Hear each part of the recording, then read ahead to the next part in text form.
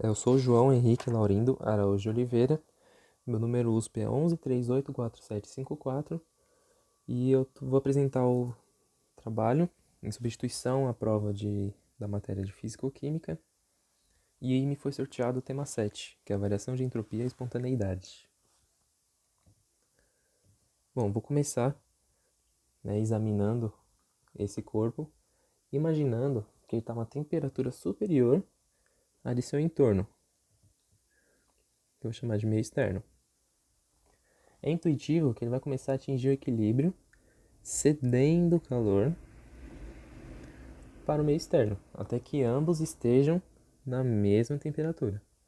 E é intuitivo que o meio externo ele não ceda calor para o corpo se esse corpo ele tiver uma temperatura superior no meio externo. Então podemos interpretar que um processo ele tende a ser espontâneo quando há dispersão de energia, de onde ela está mais concentrada do corpo para onde ela esteja mais dispersa, para o meio externo. Agora uma segunda situação em que um gás confinado em um recipiente, se houver abertura do recipiente para outro recipiente onde não há o gás, ele espontaneamente vai se distribuir entre os dois recipientes. Ou seja, há uma dispersão de matéria. E é intuitivo que o gás não irá espontaneamente concentrar-se em apenas um recipiente. Espontaneamente ele não vai se comprimir. Agora podemos definir então uma grandeza chamada entropia, que ela é relacionada à desordem ou ao grau de liberdade molecular de um sistema. Quanto mais organizado ou com mais configurações de microestados, simbolizado pela letra C, o sistema tiver, maior a entropia, está simbolizado pela letra S. Então, quanto maior um, maior o outro. Agora, a definição quantitativa da variação de entropia de um sistema, ela é dada pelo quociente do calor reversível, QREV, pela temperatura do processo, QREV sobre T. Em que quanto mais calor for fornecido a um corpo, maior a desordem causada. O mesmo calor fornecido a um corpo frio causa maior desordem do que o mesmo calor em um corpo quente. Se o processo não for isotérmico, vai ser preciso dividir em diversos subprocessos isotérmicos. Calcular o quociente que é sobre T para cada um e integrar tudo. Como o calor infinitesimal em cada subprocesso é o produto da capacidade calorífica pela variação infinitesimal de temperatura, se tem que cada variação infinitesimal de entropia é o quociente entre a capacidade calorífica pela variação infinitesimal da temperatura sobre a própria temperatura. E para ter a variação da entropia total associada a um processo, se toma a integral dessa última expressão, a integral de temperatura T1 até T2. Então, a integral de T1 até T2, capacidade calorífica vezes a temperatura sobre a temperatura do processo. Em que resulta em C ln de T2 sobre T1. Se C for uma constante.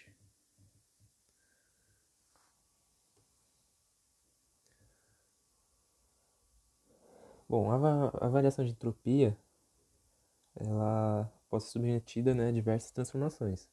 Eu vou começar pela expansão isotérmica de um gás ideal. Sendo isotérmica, ΔT é igual a zero e o ΔU também é igual a zero. Então, aplicando a primeira lei da termodinâmica, temos que o calor e o trabalho têm valores iguais com sinal contrário. Então Q é igual a menos W. E como definido que a variação de entropia do sistema é o quociente entre o calor reversível e a temperatura, basta encontrar a expressão para o trabalho reversível.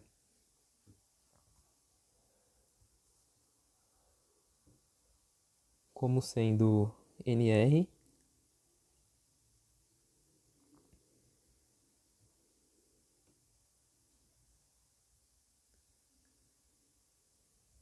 ln de V2 sobre V1. Então, a variação de entropia do sistema sendo igual a menos trabalho reversível sobre T. Substituindo a variação de entropia do sistema, é dado por NR ln, de V2 sobre V1, ou, também pode ser, NR ln de P1 sobre P2.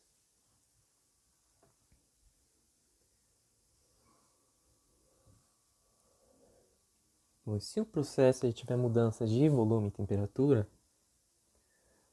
se a entropia do sistema admite delta, ela é uma função de estado. Assim podemos imaginar que o processo ocorre em diversas etapas, cada um com uma variação de entropia.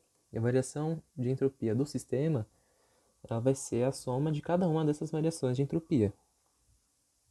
E como exemplo, aí, um mol de um gás monatômico, comprimido de 3 para 2 litros, aquecido de 15 graus a 18 graus Celsius, podemos imaginar que esse processo ocorre através, primeiro, de uma compressão isotérmica, seguida de um aquecimento isovolumétrico. Então, podendo depois calcular a variação de entropia associada a cada um desses processos, e a soma será igual à variação total da entropia do sistema. E para uma mudança de fase, é considerar que o calor associado à mudança de fase é o calor reversível. Ou seja, o processo ele ocorre em equilíbrio térmico, que se assim não fosse, a temperatura seria inferior à temperatura da mudança de fase, e assim o processo não ocorreria, ou seria superior à temperatura de mudança de fase, e assim o processo ocorreria completamente. E a mudança de fase de um sistema, de uma substância pura, sendo além de isotérmica também isobárica, a variação de entropia associada a ela é o quociente entre o calor reversível, ΔH, uma vez que o processo é sempre constante, e a temperatura da mudança de fase.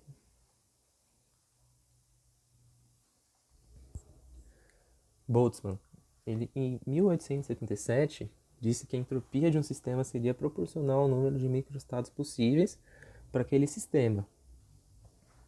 Então, como exemplo, as 4 moléculas de HCO no estado sólido. Então, só tem uma maneira, ou um microestado, em que elas estejam alinhadas. De acordo com Boltzmann, a entropia para esse microestado é zero, que no estado sólido, esse estado é dito como um cristal perfeito, onde há a maior organização possível. Se esse cristal perfeito estiver na menor temperatura possível, 0 Kelvin, entra na terceira lei da termodinâmica, que diz que a entropia de um cristal perfeito a 0 Kelvin é zero. Isso quer dizer que não há maior organização do que a de um cristal perfeito a 0 Kelvin. Aqui agora eu vou ver quantos e quais são os estados possíveis para esse sistema. Sendo que as moléculas, considerando que elas só podem estar alinhadas ou desalinhadas com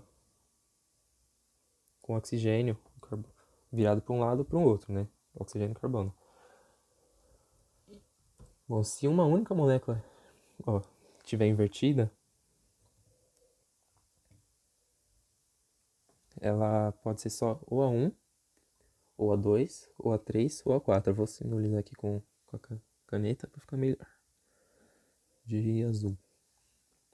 Ou a 1, ou a 2, ou a 3, ou a 4. Se forem duas moléculas que estiverem invertidas, então vão ser 6 microestados.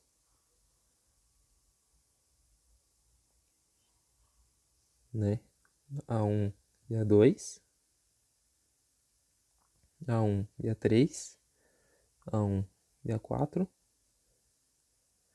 A2 e A3. Faltou aqui A2 e A4, né? Que eu vou simbolizar aqui em cima, como se fosse, né? Aqui em pequeno, A1, que não está invertida, a maior que está invertida, A3 que não está, e o A4 que também está. E aqui por último, né, estando invertida, também A3 e A4, totalizando 6 microestados possíveis. E se forem 3 moléculas invertidas, é semelhante a como se tivesse uma só. Em que primeiro só está invertida A1, depois A2, depois A3 e depois A4. E por último, em que todas estão invertidas, né? Sendo que nesse daqui, ó, terceiro, eu só simbolizei as que não estão invertidas, né? Sendo todas as outras estão invertidas. E se for assim, né, o total de microestados, vou mudar de cor agora, se dá pela fórmula seguinte. Aqui, né? Número de orientações, simbolizo só por O, elevado pelo número de moléculas. Que nesse total aqui são duas orientações elevado a 4 moléculas de CO em um sistema, que dá um total de 16.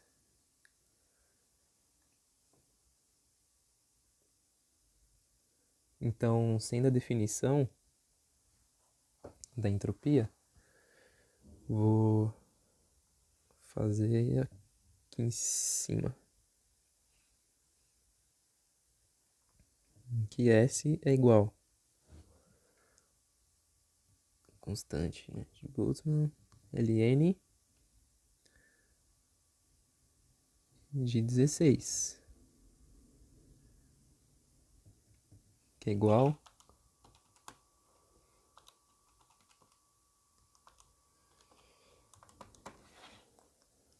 a aproximadamente 3,82 vezes 10 elevado a menos 23, né, Joule por Kelvin.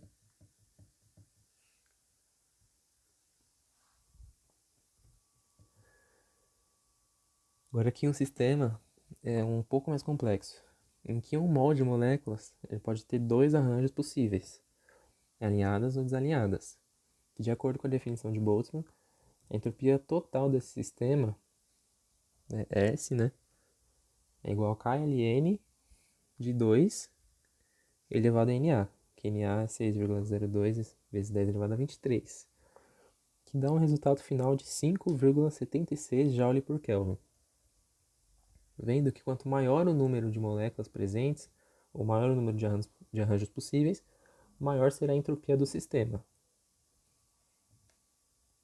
Bom, agora, um sistema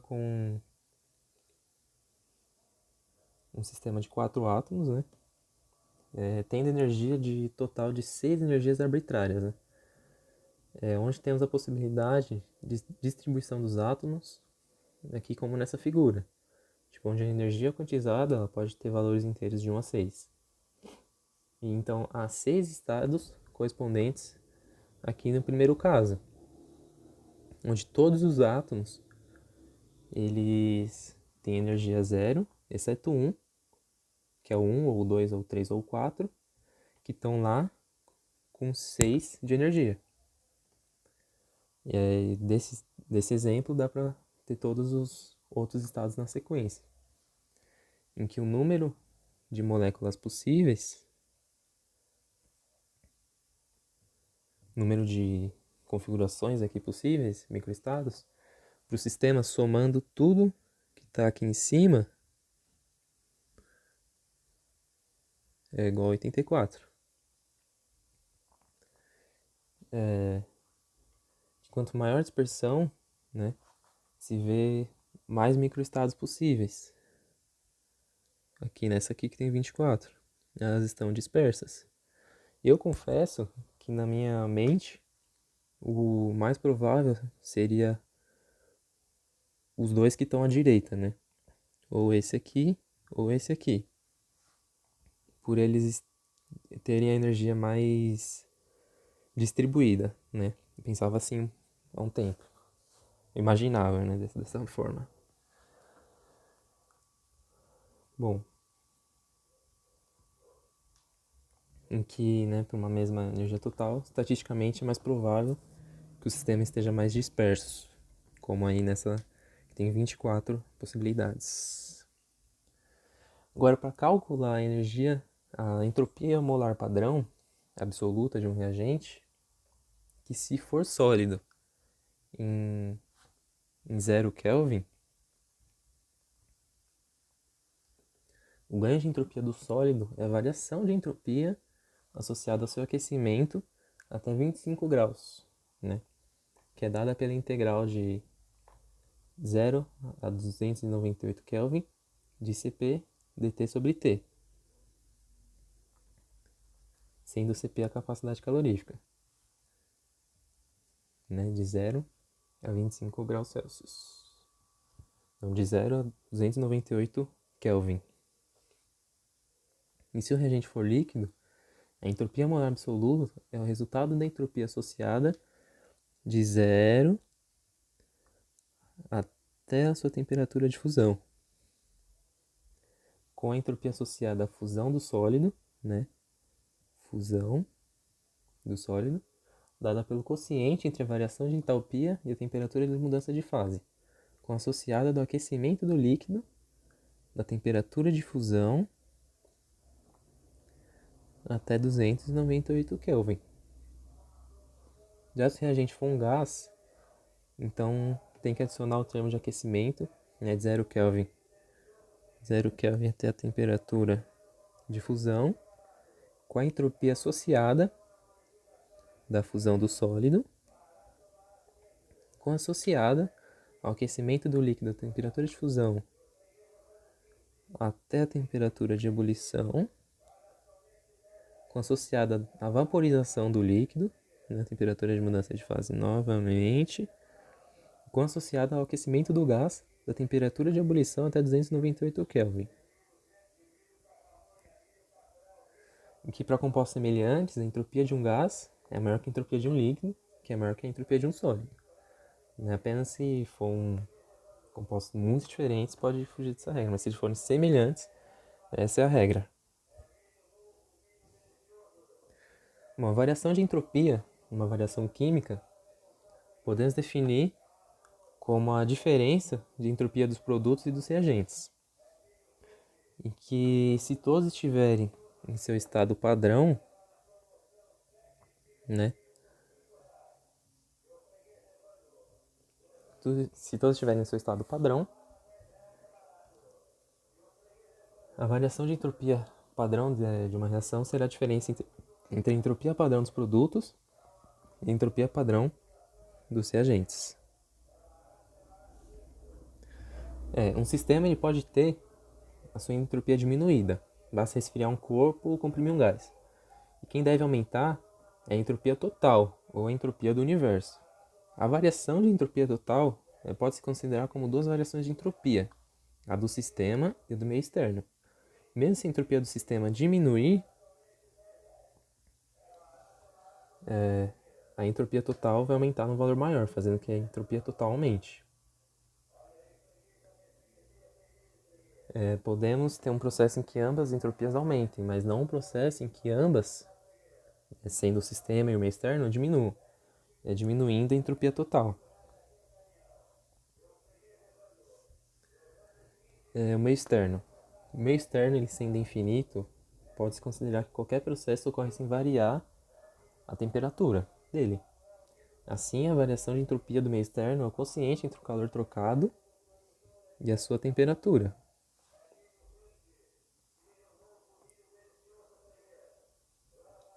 O calor trocado pelo meio externo é o mesmo trocado pelo sistema, mas com sinal trocado. A variação de entropia do meio externo é o quociente entre o calor trocado pelo sistema e a temperatura do meio externo. Se o processo for a pressão constante, o calor trocado pelo sistema é a sua variação de entalpia, ΔH, que então o calor trocado pelo meio externo é menos ΔH. Assim, a variação de entropia do meio externo é o quociente entre o menos ΔH e a temperatura, sendo a variação de entropia do universo resultante da soma da variação de entropia do sistema com o meio externo, que deve ser positiva.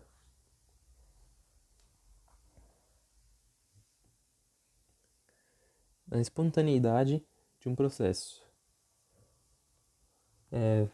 Aqui como exemplo, verificar se uma reação é espontânea ou não.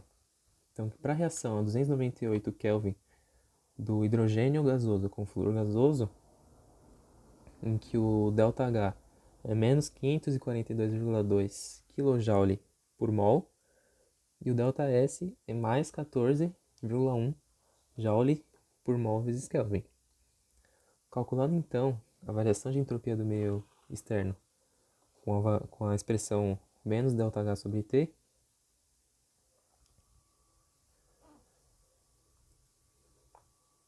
que eu vou escrever aqui,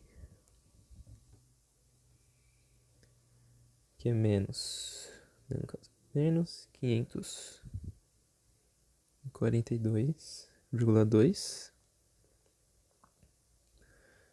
sobre 298 igual a 1,82 kJ por Kelvin.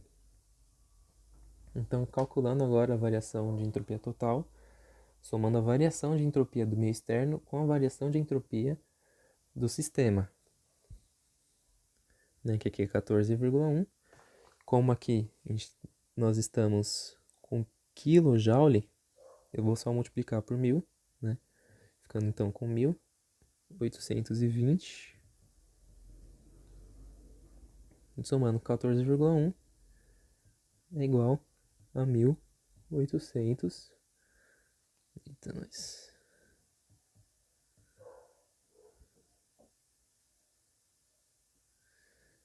1834 Joule por mol vezes Kelvin. Ainda bem que eu tô falando junto, senão não ia dar para reconhecer, né? Então, deu um valor positivo, levando à conclusão que essa reação ocorre com aumento de entropia total. Portanto, o processo é espontâneo.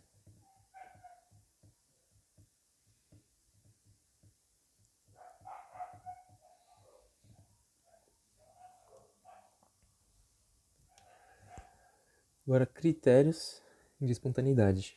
Então, que geralmente dá para ver se uma reação é espontânea ou não, apenas olhando o sinal das variações de entropia do sistema e do meio externo.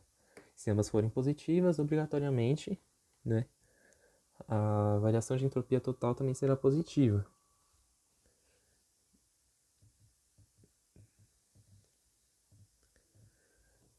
Então, o processo ele vai ser espontâneo sempre. Agora, caso, né, ambas forem negativas, obrigatoriamente a variação de entropia também será negativa, então vai resultar num processo não espontâneo. Agora, a espontaneidade do processo, quando a variação de entropia de um sistema é positiva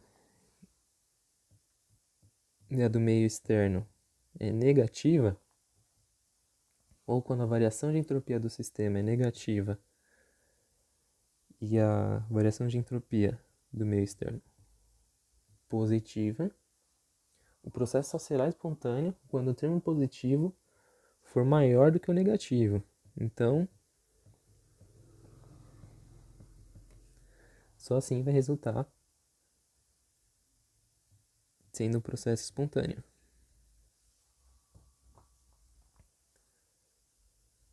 Bom, eu fiz aqui como se isso daqui fosse maior do que o termo negativo, ok? Só para ficar claro. Bom, ressaltando, né, que no sistema em equilíbrio, ele também entra nesse caso, né, ressaltando quando o resultado ele for nulo, igual a zero, né? Processo reversível. Então aqui fazendo um resumo, né? Que a entropia ela pode estar relacionada com a desordem, né? Ou o seu grau de liberdade das moléculas, em que a entropia dos gases é muito maior do que a dos líquidos, que são maiores do que as dos sólidos, e para moléculas semelhantes, as mais complexas têm maiores entropias do que as mais simples, e a entropia aumenta quando um sólido ou líquido puro é dissolvido em um solvente, ou quando um gás dissolvido escapa da solução, e que a entropia do sistema é uma função de estado. Aqui as minhas referências, eu utilizei o Atkins, algumas páginas aí do Atkins, utilizei uma anotação do E-Disciplinas, uns slides aí de algum tempo aí também que eu consegui achar, e uns textos só como base. Espero que eu tenha sido claro, que eu tenha me expressado bem. Aqui foi um improviso, né, que tive que usar o celular por N questões, e que eu fiquei surpreendido até com a qualidade do áudio, mas tem suas limitações, né, como a velocidade da apresentação.